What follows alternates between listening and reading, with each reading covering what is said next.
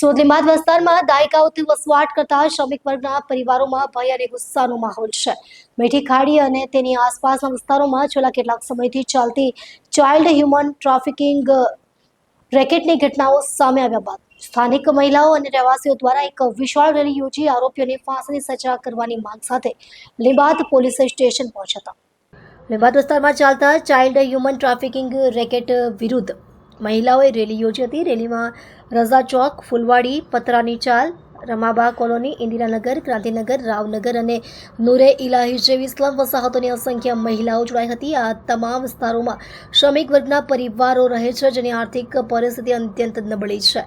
મહિલાઓએ આરોપ લગાવ્યો કે કેટલાક સ્થાનિક તત્વો આ ગરીબ પરિસ્થિતિનો લાભ ઉઠાવી નાબાલિગ દીકરીઓને લલચાવી લોભામણી વાતો કરીને નશાની લત લગાડે છે અને પછી લગ્નના બહાને તેમને દૂર મોકલી આપે છે. લીંબાયત પોલીસ સ્ટેશન ખાતે ચાઇલ્ડ હ્યુમન ટ્રાફિકિંગ, અપહરણ, પોક્સો અને બળાત્કાર સહિતની ગંભીર કલમો હેઠળ કેસ નોંધાયો છે. સ્થાનિક મહિલાઓ અને પરિવારજનોએ તટસ્થ અને ઊંડી તપાસની માંગ કરતા જણાવ્યું કે માત્ર અનેક દીકરી આ ગેંગની ભોગ બનેલ છે.